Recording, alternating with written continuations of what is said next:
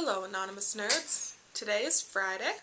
First things first, I'm going to try to talk slower from now on because last week was a little bit ridiculous, but I didn't have time to refilm the whole video. I had to upload really early today because I'm going to an amusement park later, which is pretty exciting, but I haven't been to an amusement park since I haven't been to that amusement park since I was about 8, and so hopefully I don't chicken out on the roller coasters like I did back then. But today I want to talk about my summer dedicated to Doctor Who.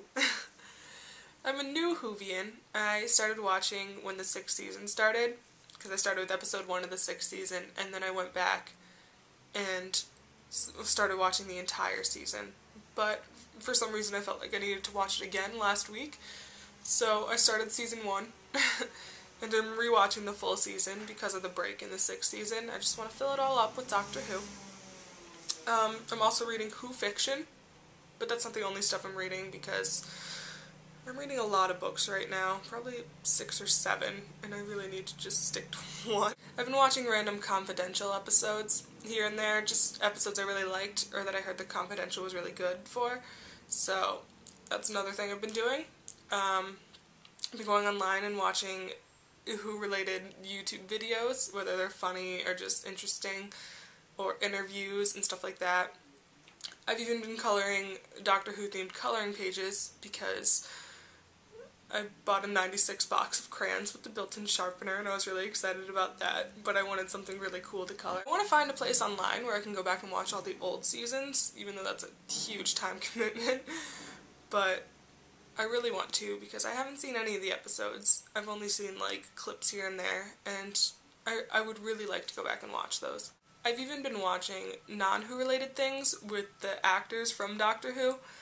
Like I watched a bunch of David Tennant stuff because I fell in love with him after I saw him as the Doctor, including rewatching Harry Potter and the Goblet of Fire because I love Harry Potter. And then I watched Secret Diary of a Call Girl because Billie Piper was in it. And I'm starting to watch Torchwood, but I haven't gotten too far yet. But I'm excited that the new season comes out today!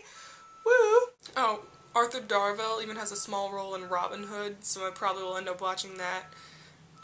G.I. Joe I'll probably watch because Christopher Eccleston is in. So, yeah. I don't really have any big summer plans, like vacations or anything. I might go on a short trip in August, like I said in my last video. But as far as that goes, I'm just working and saving for school. So, I'm filling up my free time with Doctor Who to make it more eventful.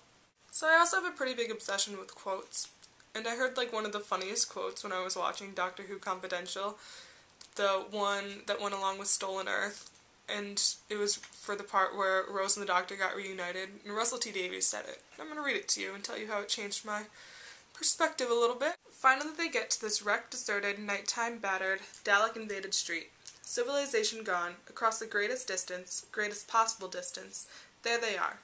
Her with the big gun, him with the TARDIS. And they run towards each other, like the biggest romance you've ever seen in your life. And as in all great love stories, he's cut down by a Dalek.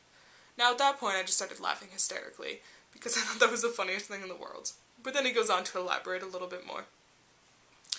I think that's what should happen in most films, really. Gone with the Wind, Four Weddings and a Funeral, Notting Hill, they all should have had the hero cut down by a Dalek, and they would have been vastly improved. So then I started thinking of love stories that I like to watch, because I'm a sucker for a good romance or romantic comedy.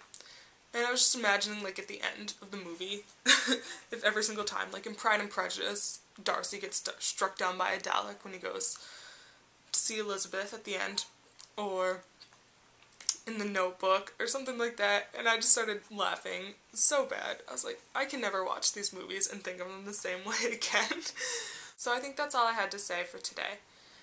But I actually recorded this video on Thursday, so I didn't get to watch Sarah's video first. So if it didn't answer any of your questions, I'm sorry, but I probably already answered them in your comments on your video. I guess I'll see you on Wednesday, Wendy? Unless your friend joins for Tuesday, because I think that's a good idea. So then we can slowly build our name back up to 5 from 3. And, yeah. Don't forget to be awesome.